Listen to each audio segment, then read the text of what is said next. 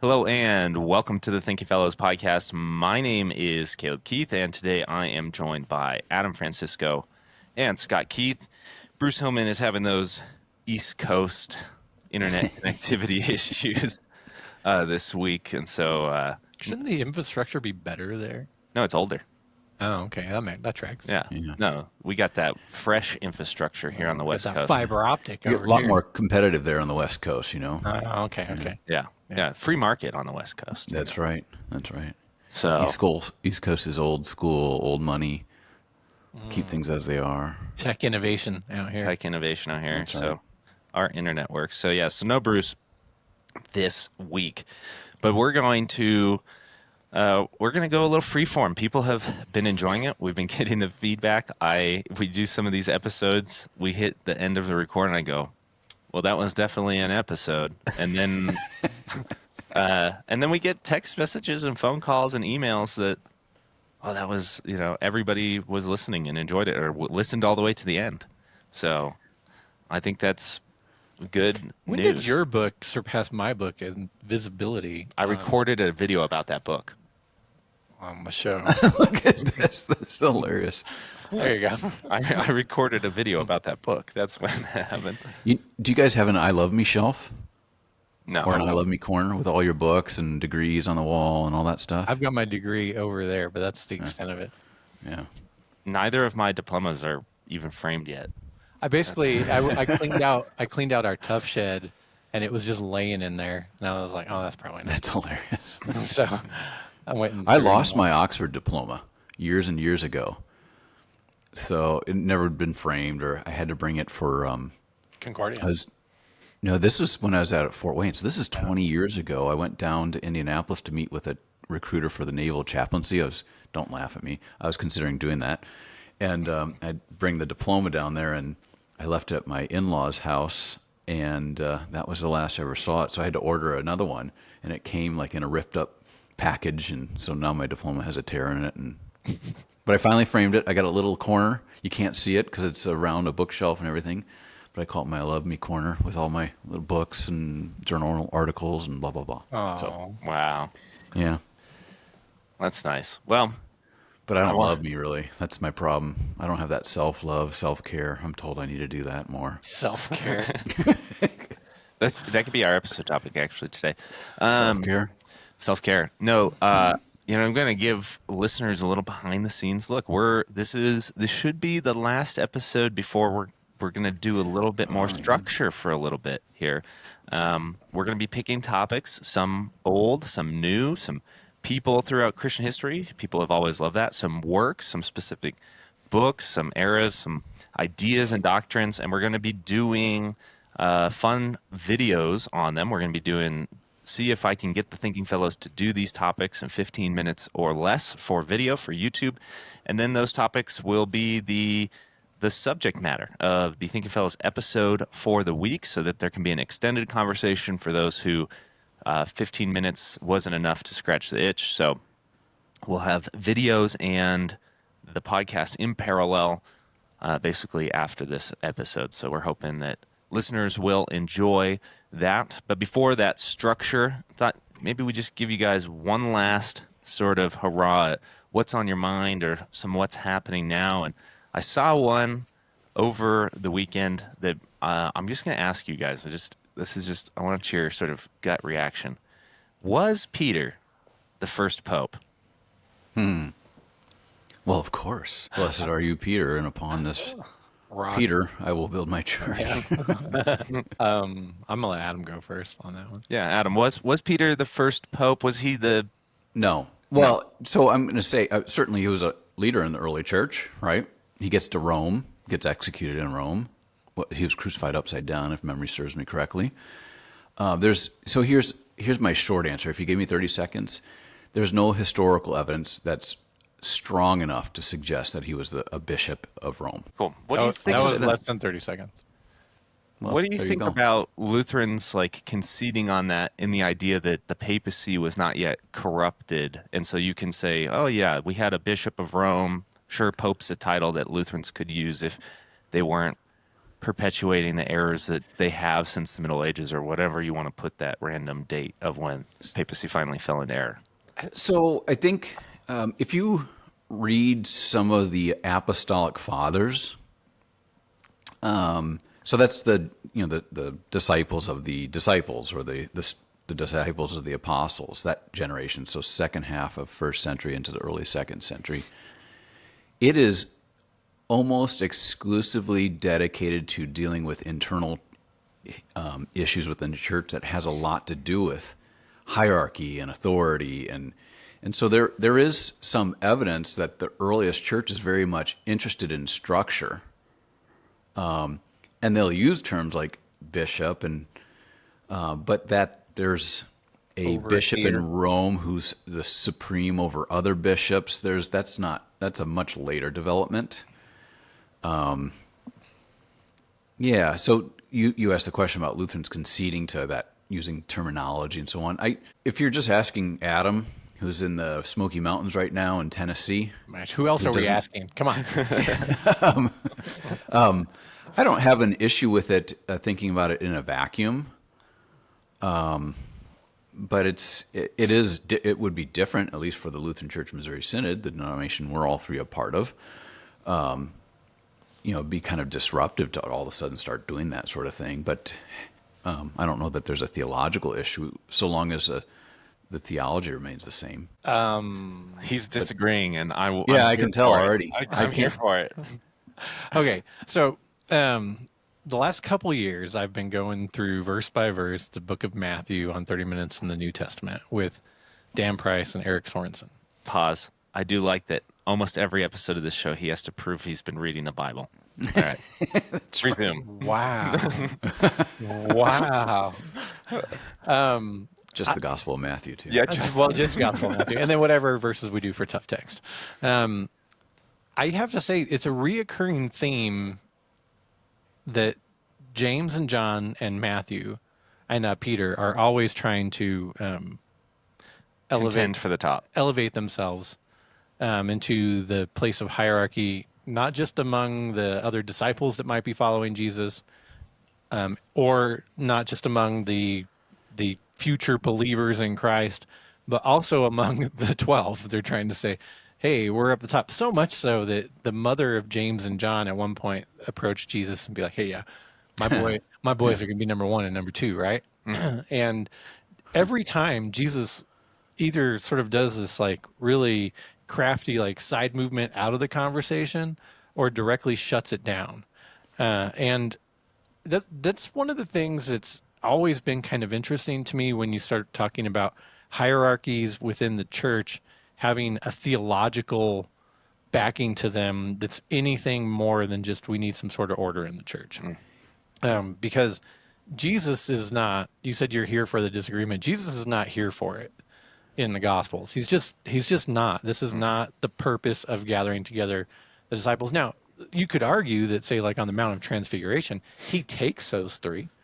And so maybe from sort of an incidental evidence kind of point of view, you could say, well, it seems like he leans into it a little bit with these three, and maybe so, but there's theologically no reason why one of them has to be elevated above the other one, when at the end of the day, the ultimate mediator between God and man that has been revealed to us in the text of Scripture and to them is Christ.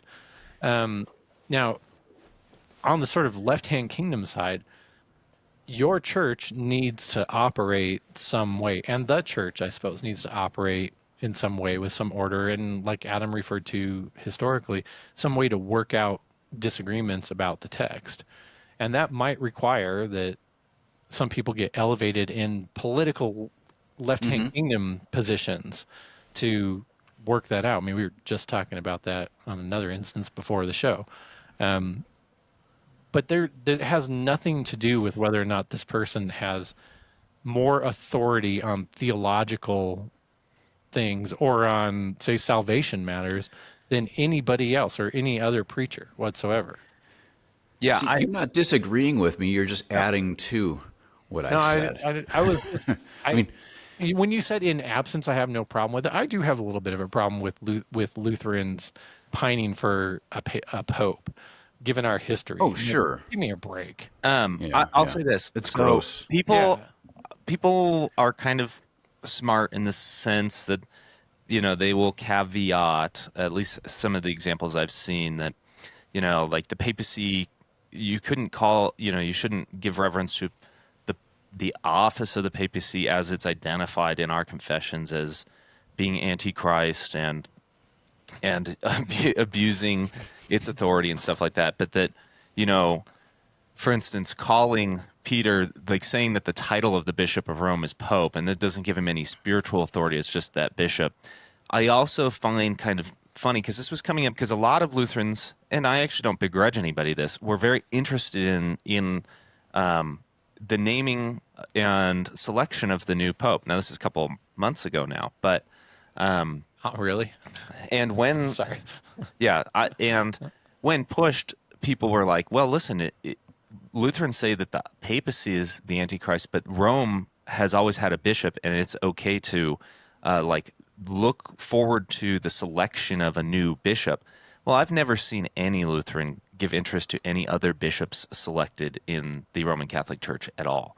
So the idea that there's sort of reverence to this particular bishop that Lutherans should still have, I find dubious, and usually revealing some other sort of portion of their theology that is just, I think, emphasizing that there will be unity one day between these two churches that I don't think will be there. There can But be unity as long the day that they reject their synergistic view of the gospel of Jesus Christ and come over to the true gospel. That's when there's And- unity. The problem is anytime we seek after unity with Rome in the modern era, what happens is Lutherans give their theology over and they become willing to be more synergistic. can Yeah. I add? To illustrate this, when why can't I not think of the current pope's name? What name did he take? He took This is how Lutheran we are. No. Oh, why can't I just know he's from the Leo. Plainfield, Illinois. Leo. Just Leo. Leo. Leo. Leo. Yeah, that's it. Well, there's that statement he made very early on when he ascended to the papal throne With all his majesty. and with all his glory and majesty. betcha. I wish I could do a British accent there, but and he made some statement to the fact that Christians across confessions or denominations need to work together on certain things. And everybody's Probably like, on "Yeah, yeah, social yeah." justice things, though, not on. Yeah, yeah. Well, then just the other day I was reading, not that I read papal news, but he also reasserted the granting of plenary indulgences Of course. Yes, he did. There you go. for if you do X, Y, and Z. There you go. Yes, he did. And so Makes the sense. papacy historically over what almost 2,000 years, if we want to say that, it's not been around that long, but let's say 1,800 years or so. There have been alterations, but by and large, it remains the same. It's not going to change. There is really no. It's a pipe dream or a fool's errand. Maybe is a little better way of putting it. To think that the Lutherans who are kicked out of the church are going to come back and retain their theological confession. It is Can I always going to add be the other part that continuing bothers compromise. me about this, which is people, again, almost anybody I've seen talk about this is very careful to say there need to be a wholesale change on all of the errors identified in our confessions still. But the idea that our ecclesiology is the defective one, it would need to collapse back into Rome because they have the true ecclesiology is there. Every argument has to do with we would collapse back under their ecclesiology because ours is defective, Yeah, that's essentially. yucky. And Dr. Rosenblatt is rolling in his grave right now that we're talking about I'm ecclesiology. rolling in my future grave over this. Yeah, I mean, like rolling my eyes over this. The question of Caleb then said, well, they just kind of want to figure out whether there's any sort of reason to identify Peter as the first bishop of Rome. And I'm like, okay, now you're just in a straight up historical argument. If you want to detach any meaning from that, which if you're going to grant that theologically, that doesn't mean that he was theologically superior or that he could, grant justification in a way that other people couldn't, or absolution in a way that, okay, you're just in a straight up historical argument whether or not the political left hand kingdom of the Church of Rome at the time of Peter recognized him as its authority. Now you're just asking somebody like Adam to do the homework and figure out whether or not that's a true thing or not. And okay, but then once, let's say he finds out it is true, what are the implications then to that? Did you, if you're not making some sort of theological tie, I don't, I guess I just I don't also get it. think And if you are making a theological tie to it, I think you then have to go to the text to see if that theological tie makes sense with what Jesus taught about this sort of hierarchy among his original apostles. I also think I'd just use if it is true, I'd just use the title Bishop of Rome as not to confuse all the issues with the papacy as it develops, and just use bishop. Like what? And come on, it's so disingenuous from Lutherans. I mean, even if you sort of, Yeah. even if you kept a more sort of ecclesiology that was a little more episcopal in its nature, which the Scandinavian churches did, that's fine. But at the end of the day, from some of our earliest references that you get from Luther and Melanchthon and in the earliest confessions, the papacy is the problem. Like, this is, even when Luther early on is appealing to the Pope, he has to sort of say, "Hey, man, maybe you're getting bad advice." But then when that proves to not be true, I mean, let's just say the guns come out at that point, and you get all sorts of name calling. Yeah. Kind of funny name calling. Name calling, and I'm sure you've seen some of these woodcuts. Yeah. I don't know if he commissioned them, but you've got it's I don't know. I think we can do this and still maintain a clean rating. But you got like a picture of the Pope holding a pile of dung, Yeah. with steam coming off it, making Yeah. the sign of the cross. Yeah. Well, that was sort of a favorite of Luther's, to claim that the Pope was so full of poo that you could smell him before you could hear him. Yeah, yeah. Have you seen the one that I think it's like two guys? I don't know if they're supposed to be particular or correspond to actual people, but they're like right in front of the Pope as he's sitting on his glorious throne, and they're passing gas, like Yeah. in the direction of the Pope. You I love it. When somebody like has a redeemable office, you don't start calling him the Antichrist or the Great Whore of Babylon. Good point. Yeah. That's okay. Well, there you go. No pope for these Lutherans. Yeah, I want to remind Scott of something. He once wrote a review of a chapter of a wrote it I was know what he's entitled doing. something like "Lutherans Don't Need No Pope and Adam Francisco is a Badass" or something. Yeah. I love did it. write- So I did write that. Regrettable. it's like the only time Scott's not been mean to me. That is not true. I know it's not true. It's one of the only times. It's not the only time. All right. You guys ready for another one? I Yep. think this one Yeah. might make you guys nervous. Uh-oh. Oh, All right. gosh. So I think a lot of people knew this, but it's just been making the rounds. There are over 1,000 vacant churches in the Lutheran Church Missouri Oh Synod. boy. This has people really nervous. Hey, and throwing out all sorts of like solutions. Or do you think people like your general Lutheran or people who listen to this show who are, especially our non-Lutheran friends who are getting interested in Lutheranism, should be spooked by this sort of supposed like ramp up in vacancies and no apparent solutions? Or do you have anything to say to people worried about there's increasing vacancies within our church? And maybe we should explain what a vacancy is too. It means it's a church without a pastor, and maybe a church that doesn't see a path to getting a pastor. Sure. Yep. So, and there's two parts to it that I've heard, and Adam just did a conference too, so it cut me off, chime in, whatever. But when I'm around pastors and synodical official people, when they talk about this, it seems like there are two problems. The one I just said, much like our church, where we do not have a pastor, and the money situation is such that we don't really see A path to a a salary. clear path to getting a pastor. Okay, so that's sort of one thing, and that has to do with attendance. It has to do with, and honestly, I'd say probably handling their sort of money situation when they did have a little bit of money badly.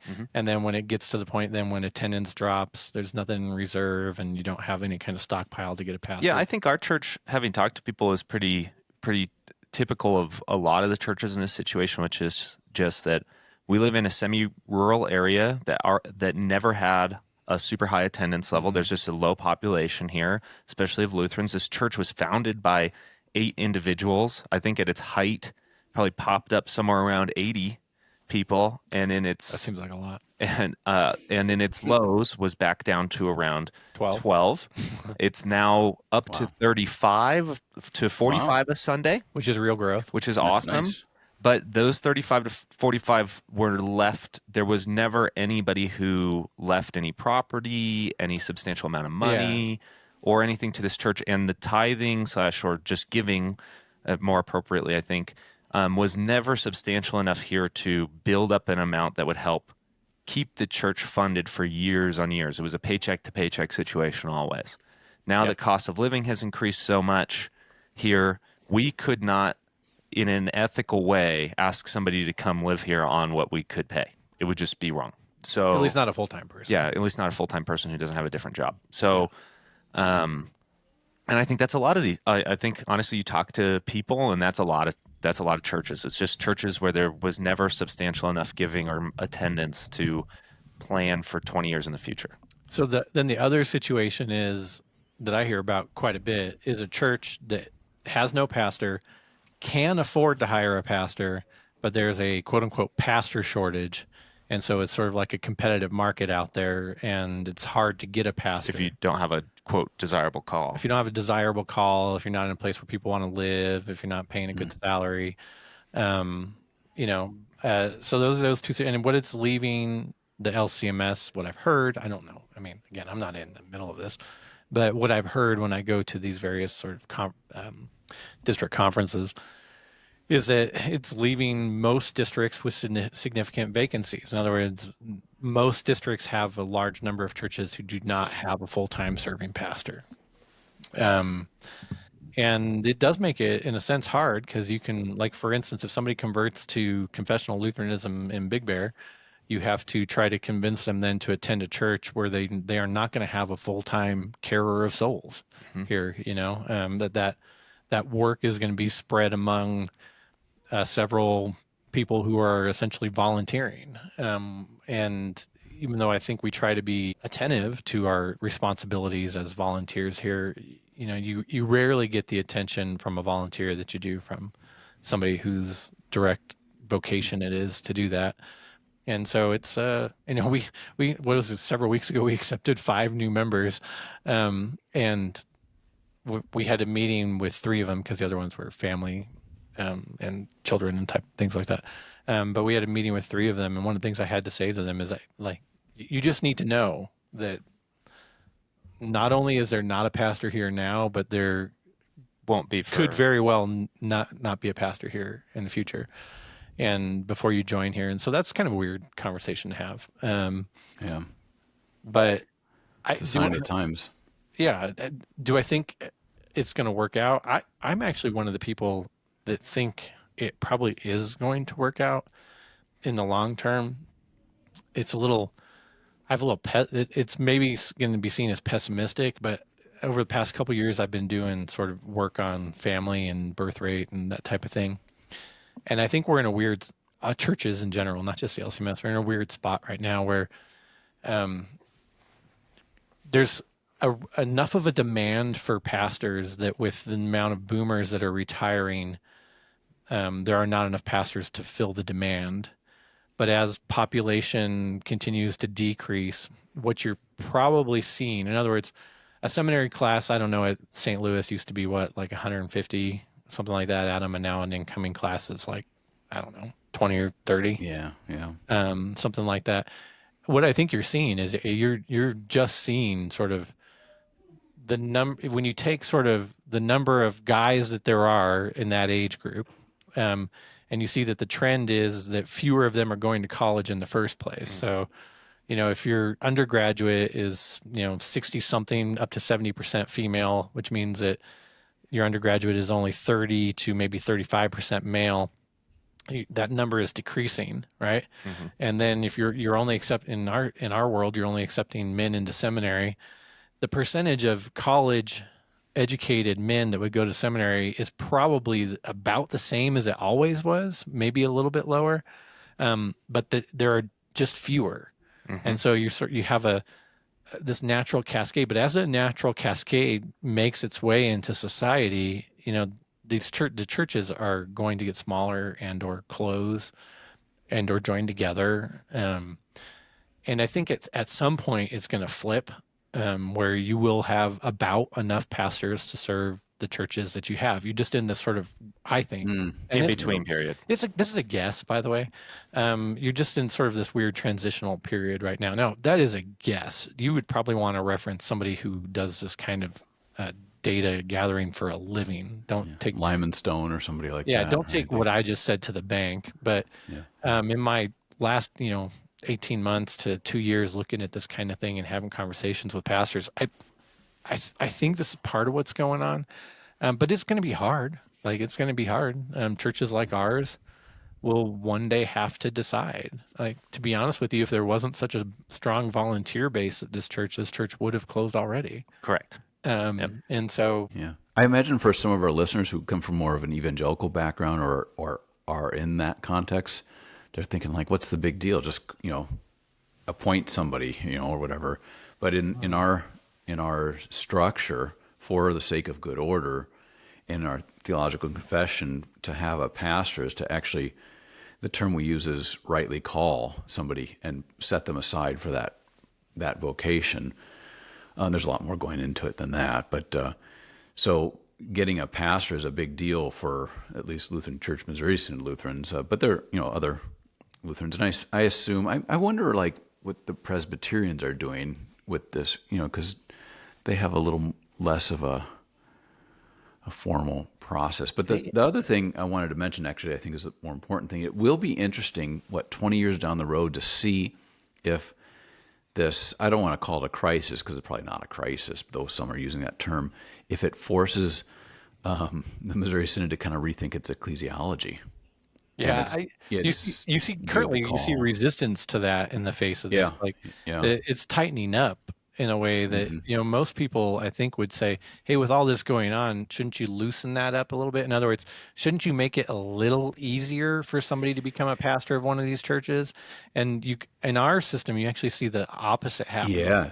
Now, I'm not advocating for either one, to be honest with you, because I have been to churches, Lutheran churches that came out of the ELCA, where they essentially did loosen it up quite a bit.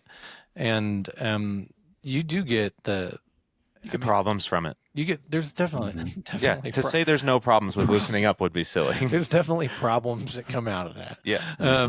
But it is an interesting conversation. It's one that I'm not really taking a big opinion on. I think our church can't be held out as an example because it's just, it would be really, really rare to have a church of 35 people. You've got a guy that was a pastor, a guy with a PhD in theology, a guy with a master's in theology, and then just so happens that several other pastors work for these guys and can come up and preach. That's weird. No, our Like, church is an outlier. I tell people that all the time. it's just a strange situation or a blessing for this church, but it's not. It also makes it's not me a realize, practical solution. but I also say it also makes me realize how rough it would be to be a lot of these churches that don't have the benefit of having people with that level of experience as volunteers every week. So it's definitely interesting. I think about this just because, I mean, I don't think I go 3 or 4 days without hearing about it anymore. My opinion, if anybody's asking for it, is That's a good Hey, question. Caleb, what do you think? yeah, is that everybody just needs to breathe a little bit. Yeah, I think that's probably true. Part of my fear is I actually think things in the Missouri Synod are really good right now, and that some of this mixed with a couple of other issues have people on I'm going to say this, the farther spectrums of left and right aren't good terms because it's not political in the same sense that but both freaking out about this particular problem and about either the loosening up or the tightening down of this system and what to do. And my only fear is that people are going to nuke that we have something really good right now, which was pretty wide stream adoption of our hymnal, like really good adoption of the current hymnal. More so than in the 90s, or early 2000s. A resurgence in some people having a real interest in Lutheranism as a historic confession, sort of spaces where people can practice higher and lower versions of the liturgy and get along for the most part. And it's the best it's been, at least even in my lifetime, on those issues and on, let's say, I'm going to use the language here, walking together. And that this anxiety about this particular issue is, and some other church work issues are causing the rocking of the boat too fast. And I just think if we just all chilled, some of this will work itself out. Like some churches that are not in rural areas that are the next Lutheran church is 4 miles down the road, probably and are in this situation probably do need to close and to just join that church. And you'll hear stuff like, well, there were historic reasons why they separated 100 years ago. Well, that's two or three, really 3-4 generations of people ago. It's probably time to settle the score there and realize times are different. I also think this isn't, I'm also hesitant when people just blame the synod and our polity for making it too difficult to be a pastor. I actually think a lot of this is actually the circumstances of demographics. There was a baby boom. Housing was cheap. Churches could pop up all through the 60s through 80s without too much financial roadblock. And there were lots of people being born. That's just American history. And that slowed down. And so some of the churches that, were founded in those in the 60s through the 80s are just not going to make it. And it's sad for the people who are members of those churches or whose families helped build those churches.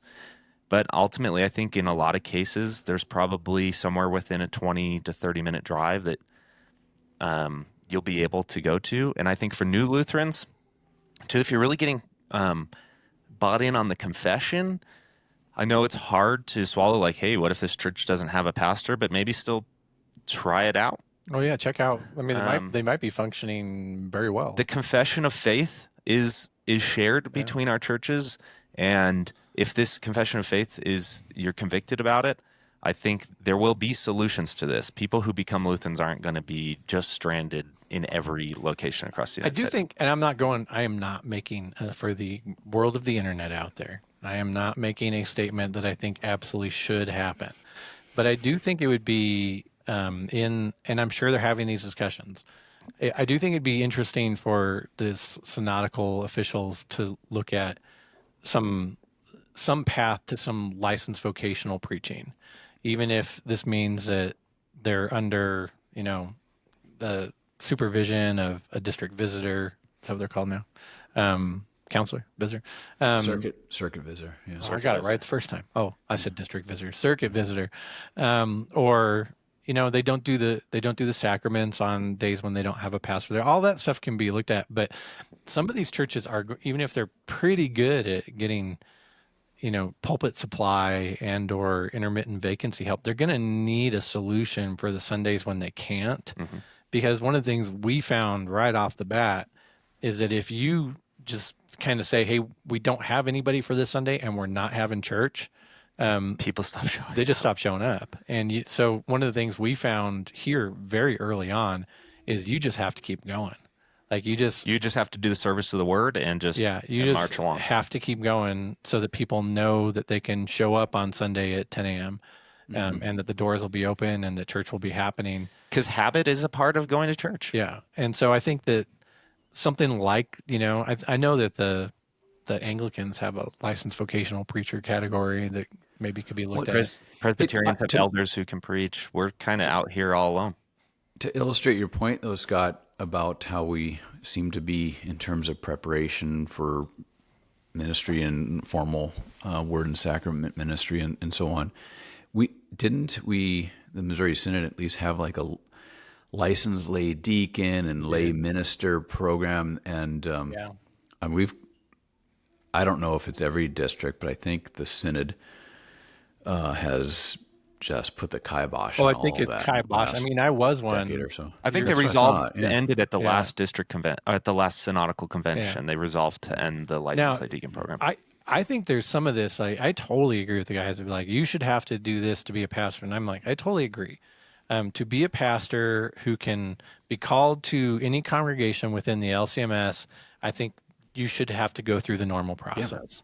But we're kind of not talking about that. We're not talking about somebody who can get, say, licensed to preach at Any church. this church here and then have that be portable to another church. And that's not the argument. The argument is kind of like, what do we do to keep this church open in the meantime? So we know we can, what if it's even, we know we can get a guy to drive in from Redlands 3 times a month.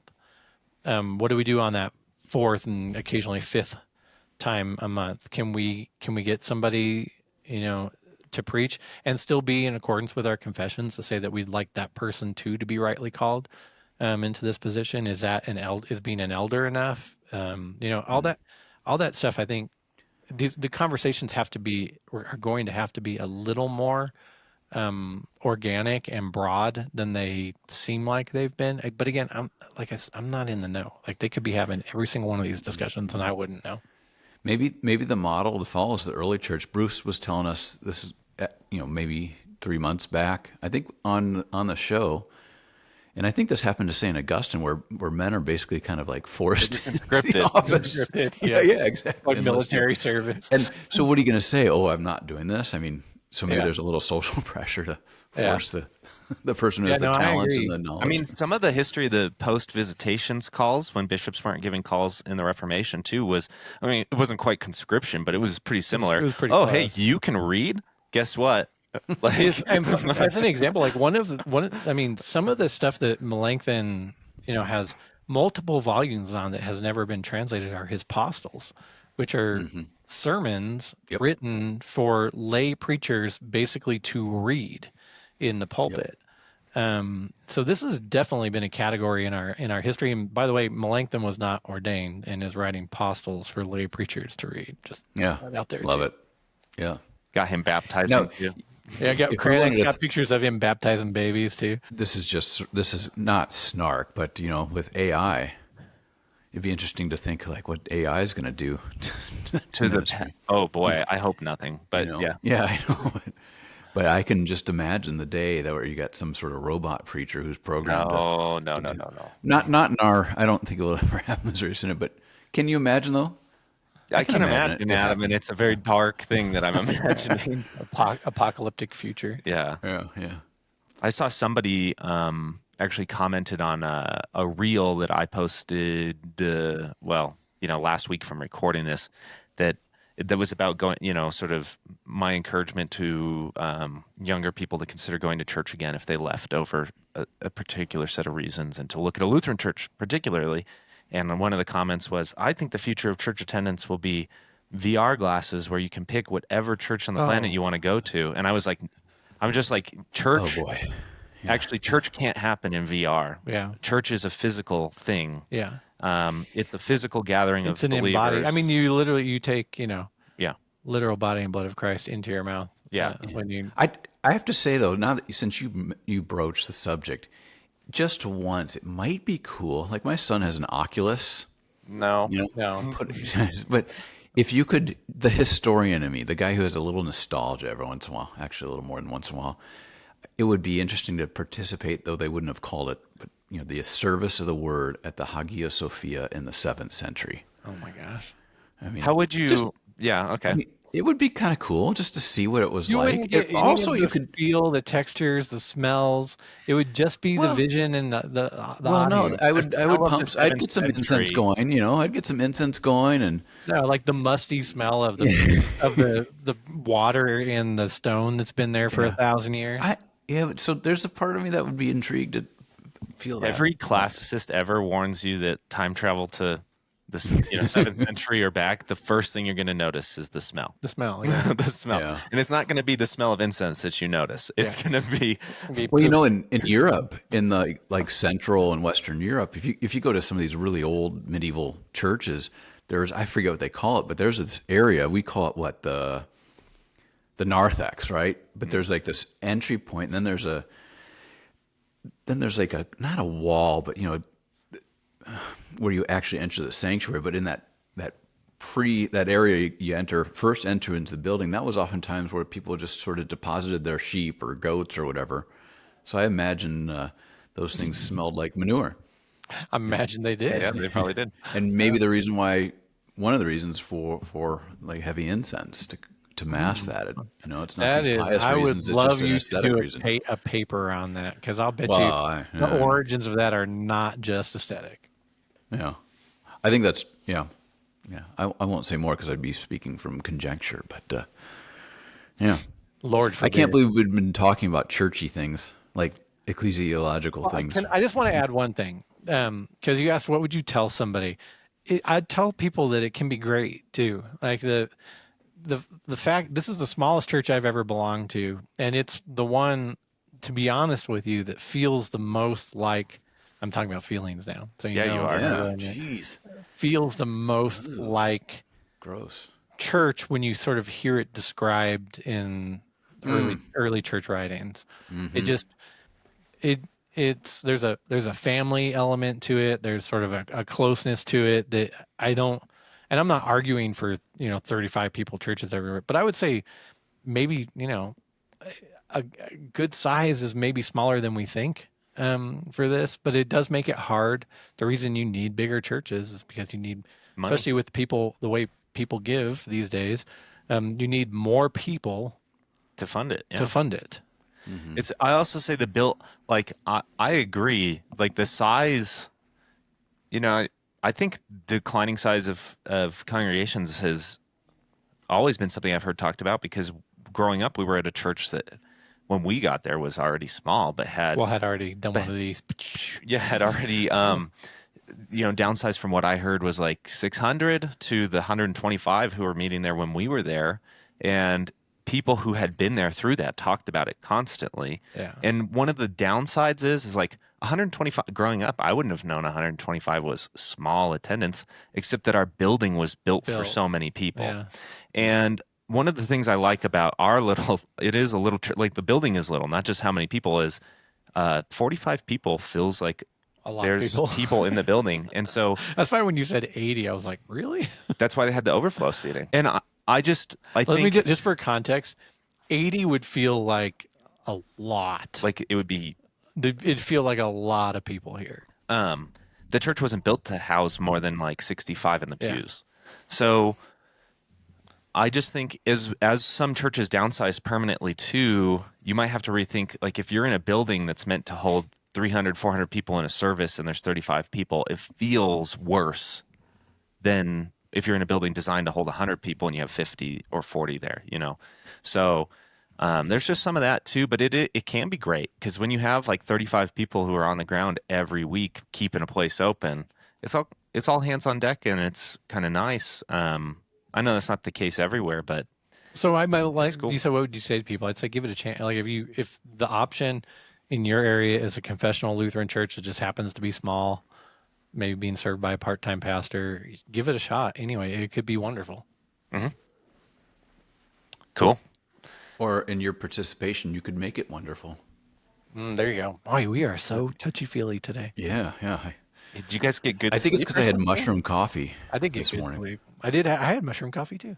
Yeah, You guys need to get off Instagram. It was yours, Laird's. No. Yeah. Rise or something. My mom okay. gave me a cup. You guys. Gen X drinks mushroom coffee is the lesson here. That would be a funny title. You might get a lot of listens on it. Yeah. The you'll have to shroom listen theme. to the end to know what that means. Yeah. All right. Well, we can wrap up. This is a good time, but is there anything else you guys want to talk about? This was just stuff that I've been, like I've seen a lot or heard a lot, so I'm just bringing it up because it's kind of fun to discuss. But is there anything you want to to bring up. No, but little comment. I in the frame that we're recording on, I just see like both your shoulders. I don't even see your faces, but I can tell. Finally, Caleb is dressing. It looks like you've got a button-up shirt. What? No, he's got a I've got a ratty t-shirt. T-shirt. Oh, he on. does. Oh, see, Yeah. we're supposed to be dressing up for this. I know. We need to, not on air, but we need to have a little show meeting here. Okay, the recording time needs to be later then. That's all I can say. I know you guys don't sleep, I but, sleep. but some of us sleep. No, we sleep. We're just disciplined. We get up when the sun get up. rises and the rooster crows. That's I don't know any millennials who get up as early as I do. I feel like I'm already special. Can you guys just give me my That's a new participation topic, trophy but as- we're not going to go already? down that road. No. Nope. Oh, All right. Okay. Well, that's good. Well, we appreciate your time listening to this episode of the Thinking Fellows podcast. And like I said, in the coming months, we're going to be a little more structured. We're going to have some topics that we're That'll be revisiting. connected to videos. That'll be connected to video. So if you like this show, you should subscribe to the 1517 YouTube channel right now. You can also subscribe to the Thinking Fellows YouTube channel. The Thinking Fellows YouTube channel is basically set aside for video episodes, full length video of these episodes. These new 15-minute videos are going to be coming out on the 1517 YouTube channel. You can go subscribe now, turn on notifications there. Those videos will be coming out. They're going to be a lot of fun. We're going to do some topics that we've done before. I know that a couple to begin with is as we get into our fall conference, we're probably going to do the bondage of the will. We're going to do some like documents from the Reformation, catechisms, Formula of Concord, Book of Concord stuff. I've got some topics for Adam that he doesn't even know. Like I'm going to have him do Justin Martyr in 15 minutes. He's going to do some apologetic stuff, maybe some mere Christianity in 15 minutes and things like that. We're going to have people rotating into. We've got guest ideas, so should be a cool little new era for the Thinking Fellows podcast, as well as our video efforts over at the 1517 YouTube channel. So we thank you for listening. We'll catch you next week. Bye. Bye.